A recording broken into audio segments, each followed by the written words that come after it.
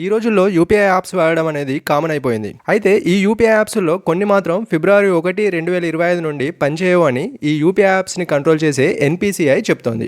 ఈ ఎన్పిసిఐ ఈ యూపీఐ యాప్స్ని ఎందుకు పనిచేయకుండా ఆపుతుందో ఈ వీడియోలో తెలుసుకోవడానికి ట్రై చేద్దాం. బ్యాంకింగ్లో చేసే ప్రతి ట్రాన్సాక్షన్కి ఒక ట్రాన్సాక్షన్ ఐడి అనేది ఉంటుంది. ఆ ట్రాన్సాక్షన్ ఐడితో ఆ అకౌంట్ యొక్క డీటెయిల్స్ మరియు చేసిన ట్రాన్సాక్షన్ డీటెయిల్స్, అంటే ఎవరికి ఎంత డబ్బులు పంపాం లేదా ఎవరి దగ్గర నుండి ఎంత డబ్బులు మన అకౌంట్లో జమ అయ్యాయి, ఈ వివరాలన్నీ ఆ ట్రాన్సాక్షన్ ఐడి ద్వారా తెలుస్తాయి. అయితే ఈ యూపీఐ యాప్స్ తో మనం ట్రాన్సాక్షన్ చేసినప్పుడు కూడా మనకు ఒక ట్రాన్సాక్షన్ ఐడి అనేది వస్తుంది. ఈ ట్రాన్సాక్షన్ ఐడిని మనం గమనించినట్టయితే ఏ రోజు అయితే మనం ఆ ట్రాన్సాక్షన్ చేసామో ఆ రోజు డేట్ మరియు ఏ యాప్ లో నుండి ట్రాన్సాక్షన్ చేసామో తెలుసుకునే వీలు ఉంటుంది. కాకపోతే కొన్ని యూపీఐ యాప్స్ లో మాత్రం ఈ ట్రాన్సాక్షన్ ఐడిలో స్పెషల్ క్యారెక్టర్స్ అంటే స్టార్, యాష్, డాలర్, @ ఇలాంటి సింబల్స్ ఉంటున్నాయట. ఇలా ఒక్కో యాప్ లో ఒక్కో విధంగా ట్రాన్సాక్షన్ ఐడీలు కనుక ఉన్నట్లయితే ఆ ట్రాన్సాక్షన్ ని ఐడెంటిఫై చేయడం అనేది కష్టం అవుతుంది. అందుకే ఎన్పిసిఐ మార్చ్ 2024లో ఏవైతే ఈ యూపీఐ యాప్స్ ట్రాన్సాక్షన్ ఐడీల్లో ఇలా స్పెషల్ క్యారెక్టర్స్ ని జనరేట్ చేస్తున్నాయో అలాంటి యూపీఐ యాప్స్ ని అందరూ ఒకే విధమైన పద్ధతి వాడండి, లేదంటే